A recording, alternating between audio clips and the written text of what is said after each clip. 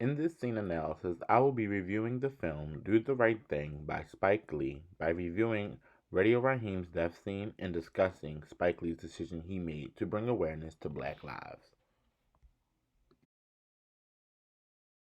The three key points that I plan on hitting is the background on the film so the viewers can have a better understanding to why we got to this point in the film, the editing choices that Spike Lee decided to make to show characters' emotions, and lastly, the racial impact in the film, along with comparing it to some of the incidents that we have in today's society. The film takes place in the summer of 1989 in the streets of New York, Bedford-Stuy to be exact. The film follows a young man named Mookie, also known as Spike Lee.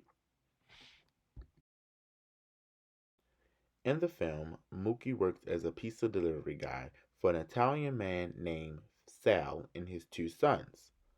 But in the film, it has a couple challenges because Sal has a wall full of famous celebrities, but none of the famous celebrities on the wall are African American people, which causes the main conflict in the film.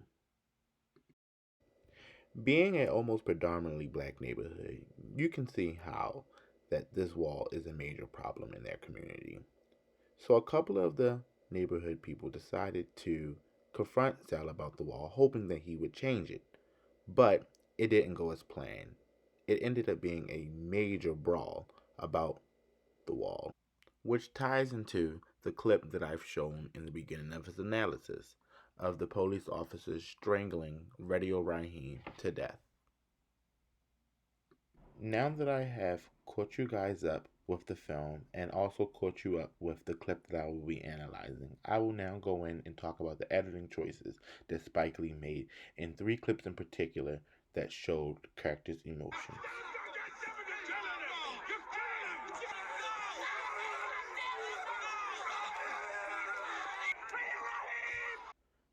Those three shots that I have just shown you guys play a huge role into the scene. Not only showing the character's emotion, but it also goes into how people in that neighborhood reacts to incidents like this.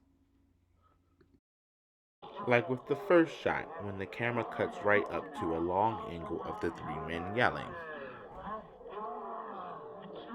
Spike Lee added this clip to allow the viewers to know that the officers are killing Radio Raheem, but to also allow the police officers to know that they're killing him, but they still proceed on strangling Radio Raheem.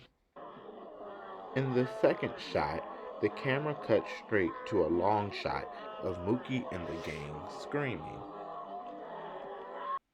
In that scene, Radio Raheem friends keep a safe distance because they know that if they interfered, that could potentially be them.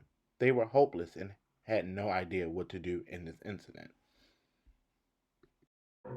In the third shot, the camera cuts to a close-up of Bugging Out screaming of Radio Raheem's death.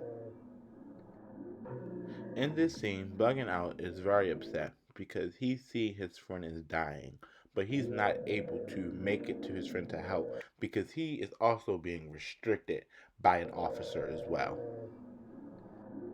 Hello, this is just a reference clip of the three key points. The last point that I was going to hit, the racial impact of the film. I didn't have enough time to do this by the deadline because a lot was going on right now this week, a busy, very busy week.